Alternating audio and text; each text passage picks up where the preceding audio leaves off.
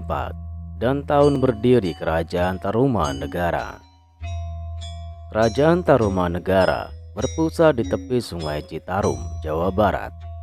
Kerajaan ini didirikan bukan oleh orang lokal, namun oleh seorang bangsawan asal Salankayana, India yang bernama Maharesi Jayasingawarman. Akibat kekacauan dan penjajahan yang dilakukan oleh Maharaja Samudragupta dari Kerajaan Magadha, Jayasingawarman melarikan diri dan mendirikan kerajaan baru di Nusantara. Berdasarkan prasasti kebun kopi dan prasasti Ciareten, Kerajaan Tarumanegara berdiri sekitar abad keempat atau kelima Masehi. Kerajaan yang bercorak Hindu ini dibentuk oleh Jayasingawarman pasca ia diterima oleh Raja Dewawarman ke-8 dari Kerajaan Salangkanagara setelah dinikahkan dengan putri Raja Dewawarman ke-8.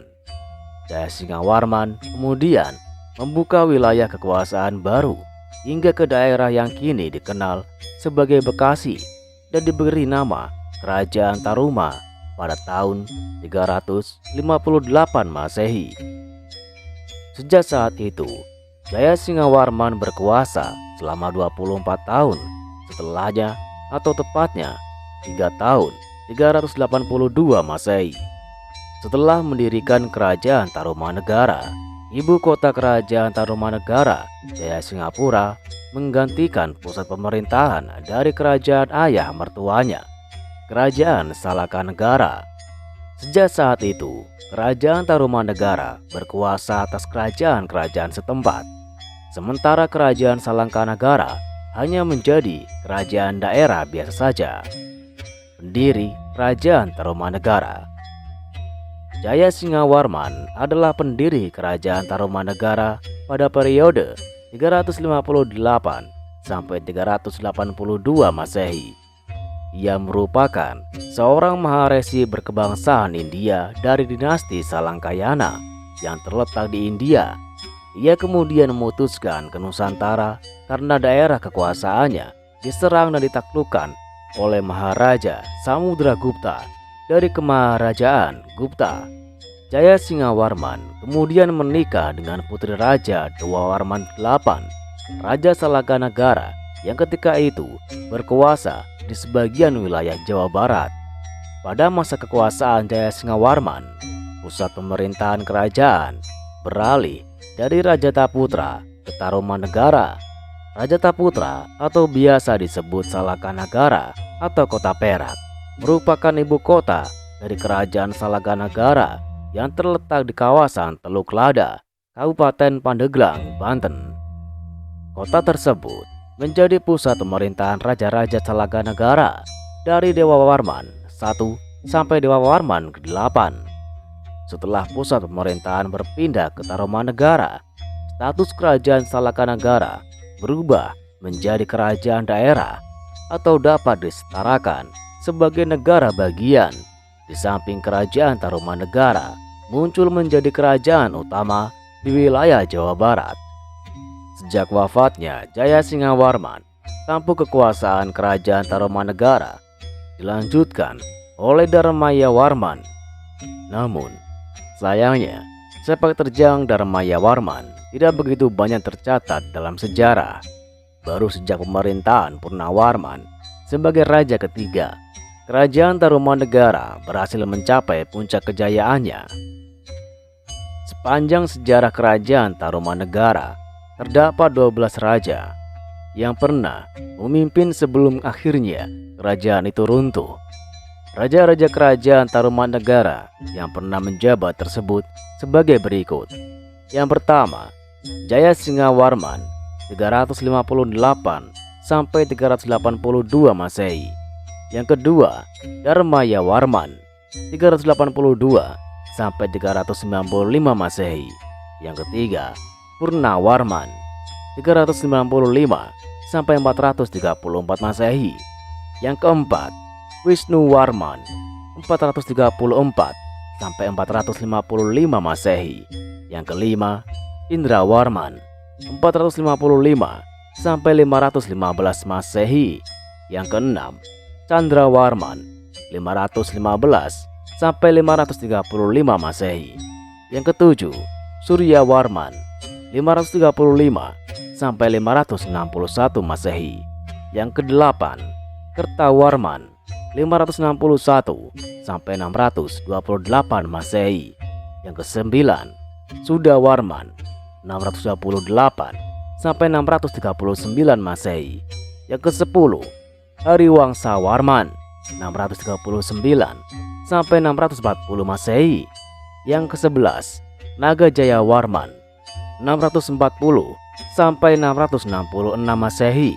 Yang ke-12, Linggawarman 666 Masehi sampai 669 Masehi.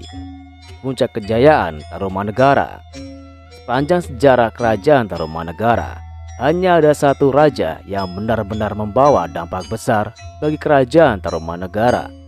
Dalam masa kepemimpinan Purnawarman, kerajaan Tarumanegara berhasil membangun sebuah ibu kota negara yang dikenal dengan nama Sundapura di kawasan pesisir pada tahun 397 Masehi. Nama ibu kota baru ini kelak menjadi asal-usul penggunaan nama Sunda bagi masyarakat Jawa Barat hingga saat ini. Tidak sampai di situ, berdasarkan prasasti Tugu, Purnawarman juga disebut telah berhasil membawa kerajaan Tarumanegara dalam proyek berskala besar, yakni menggali Sungai Gomati sepanjang 6.112 tombak atau sekitar 12 km yang di masa itu berperan penting dalam perkembangan perdagangan yang menghubungkan wilayah-wilayah utama yang membentang sepanjang wilayah kekuasaan kerajaan. Selain itu, sungai tersebut berperan dalam menyediakan pasukan air selama musim kemarau dan sebagai pengendali banjir selama musim hujan. Keberhasilan kepemimpinan Purnawarman juga memberikan dampak besar bagi kerajaan Tarumanegara. Wilayah taklukan kerajaan pun berhasil diperluas hingga hampir seluruh Jawa bagian barat, termasuk yang kini merupakan wilayah beberapa kota seperti Cirebon, Bogor, dan Jakarta, sekaligus hampir seluruh wilayah Provinsi Banten. Dengan demikian, terdapat 48 daerah yang menjadi bagian dari kekuasaan kerajaan Tarumanegara. Penguatan perekonomian dan militer menjadi salah satu tonggak penting dalam proses kemajuan yang diciptakan oleh Raja Purnawarman. Masyarakat kerajaan Tarumanegara umumnya hidup dengan bermata pencaharian sebagai petani dan hidup di bawah pemerintahan yang sudah teratur. Berdasarkan catatan penjelajah Tiongkok abad ke-5 Masehi, Fahin, selain bertani, masyarakat juga bermata pencaharian di sektor peternakan, perburuan hewan, perdagangan cula badak, kulit penyu, hingga perak. Tidak hanya memperkuat politik dalam negeri, Purnawarman juga aktif dalam kegiatan yang berhubungan dengan politik luar negeri. Berkat keahliannya dalam berdiplomasi, Purnawarman berhasil membangun hubungan diplomatik dengan kerajaan-kerajaan dari Tiongkok. Dengan demikian, perdagangan internasional antara kerajaan Tarumanegara dan Tiongkok dapat berjalan dengan baik. Selain urusan perdagangan, bidang pelayaran yang dapat menghubungkan masyarakat di kedua wilayah itu pun berhasil dicapai sebagai akibat dari hubungan diplomatik ini. Kesuksesan kerajaan Tarumanegara di bawah kepemimpinan Purnawarman tidak semata-mata disebabkan oleh kerja kerasnya seorang diri saja.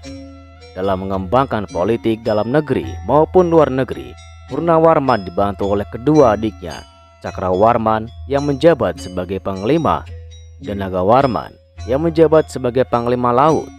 Selain dikenal atas kecemerlangan Purnawarman dalam berpolitik selama menjadi raja, ia disebut sebagai raja yang memiliki standar moralitas yang baik, yang mana berbudi pekerti luhur dan senantiasa memperjuangkan kepentingan rakyatnya.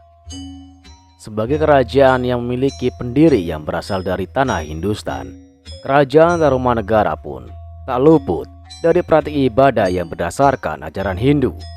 Berdasarkan catatan Fahin, pada tahun 414 Masehi, belum banyak penduduk yang menganut ajaran Buddha, sementara penganut Hindu berhasil mendominasi di kependudukan kerajaan Tarumanegara.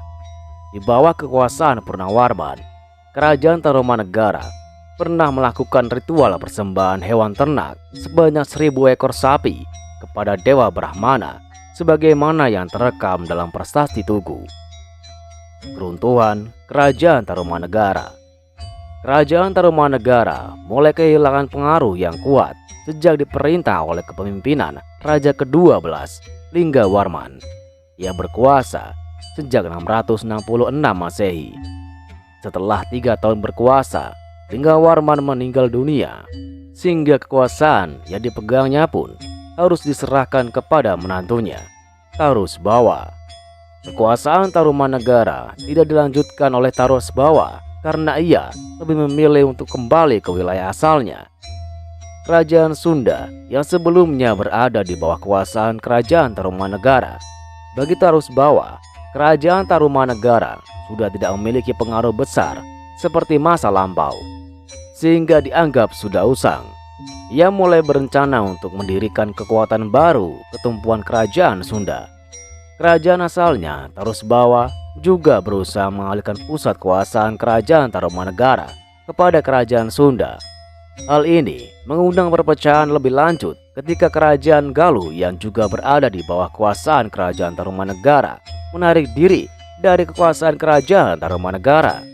Akibat perebutan kekuasaan pasca kematian Linggawarman ini, sisa-sisa reruntuhan wilayah Kerajaan Tarumanegara akhirnya terpecah menjadi 2 kerajaan, Kerajaan Sunda dan Kerajaan Galuh, meneruskan perjalanan Kerajaan Tarumanegara dengan pemerintahan masing-masing yang mana dipisahkan oleh Sungai Citarum yang membentang di antara keduanya.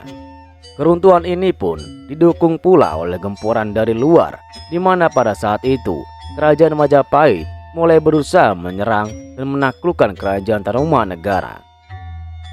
Peninggalan Kerajaan Tarumanegara. Sepanjang kelangsungan pemerintahannya, Kerajaan Tarumanegara meninggalkan beberapa bukti sejarah yang kemudian bisa dijadikan sumber sejarah bagi para sejarawan hingga hari ini. Bukti peninggalan sejarah Kerajaan Tarumanegara ini dapat ditemukan dalam wujud yang beraneka ragam, seperti prasasti, arca, dan karya sastra. Berikut beberapa peninggalan Kerajaan Tarumanegara yang masih tersisa hingga saat ini. Prasasti. Prasasti merupakan piagam ataupun dokumen yang dapat dijadikan sumber sejarah. Biasanya, prasasti ditulis pada sebuah bahan yang keras dan tahan lama seperti batu, logam, hingga lontar.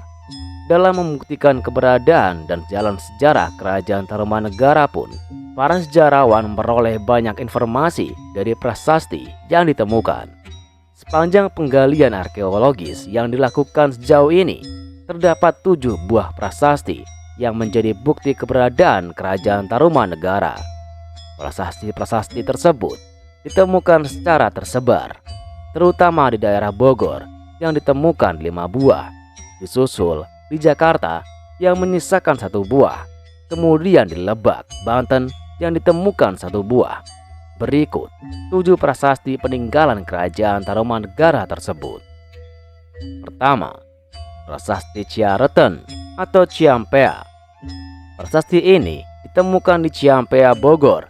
Dalam prasasti ini dapat kita temukan ukiran laba-laba dan tapak kaki, serta puisi yang ditulis dengan huruf Palawa dan dalam bahasa Sanskerta yang berbunyi, kedua, jejak telapak kaki yang seperti telapak kaki Wisnu ini kepunyaan Raja Dunia yang gagah berani yang masyhur, Purnawarman, penguasa Tarumanegara. Yang kedua, Prasasti Jambu atau Kolengkak. Prasasti ini ditemukan di perkebunan jambu sekitar 30 km sebelah barat kota Bogor. Prasasti yang biasa disebut Prasasti Jambu ini berisikan sanjungan kebesaran, kegagahan, dan keberanian Raja Purnawarman yang berbunyi, yang termasyur serta setia kepada tugasnya adalah raja yang tiada taranya bernama Sri Purnawarman yang memerintah Taruma, serta baju perisainya tidak dapat ditembus oleh panah musuh-musuhnya. Kepunyaannya lah kedua jejak telapak kaki ini yang selalu berhasil menghancurkan benteng musuh, yang selalu menghadiahkan jamuan keberanian kepada mereka yang setia kepadanya, tetapi merupakan duri bagi musuh-musuhnya. Yang ketiga, prasasti kebun kopi. Prasasti ini ditemukan di Muara Hilir, Cibung Bulang. Dalam prasasti ini dapat ditemukan dua kaki gajah yang disamakan dengan tapak kaki gajah Airawati, yakni gajah kendaraan Dewa Wisnu. Yang keempat, prasasti Tugu. Prasasti ini berisi tentang kisah penggalian sungai Cabdrabaga oleh Jaya Singawarman dan sungai Gomati oleh Purnawarman. Yang kelima, prasasti Cidang Hiang atau Lebak. Prasasti ini ditemukan di Pandeglang, Banten dengan isi yang berbunyi, "Inilah tanda keperwiraan, keagungan, dan keberanian yang sungguh-sungguhnya dari Raja Dunia yang mulia Purnawarman yang menjadi panji sekalian raja." Yang keenam, prasasti Muara Cianten. Prasasti Muara Cianten merupakan salah satu peninggalan prasasti kerajaan Tarumanegara dan terletak di tepi sungai Cisadane, atau lebih tepatnya di dekat Muara Cianten. Adapun alamat lengkapnya yaitu Kampung Pasir Muara, Desa Ciareten, Ilir, Kecamatan Cibung Buang, Kabupaten Bogor. Yang ketujuh, prasasti Pasir Awi. Prasasti Pasir Awi terletak di daerah hutan perbukitan Cipaminggis, Kabupaten Bogor. Adapun letak ketinggian dari prasasti ini kurang lebih 559 mdpl. Arca. Arca merupakan seni patung yang memiliki tujuan penggunaan untuk peribadatan terhadap dewa dewi tertentu. Sepanjang penggalian sejarah kerajaan Tarumanegara terdapat arca-arca yang ditemukan, antara lain yang pertama Arca Rajarsi, yang kedua Arca Wisnu Cibuya I, yang ketiga Arca Wisnu Cibuya II. Itulah pembahasan kerajaan Tarumanegara, mulai dari pendirian, kejayaan, hingga keruntuhannya. Terima kasih sudah menonton. Sampai jumpa di pembahasan berikutnya.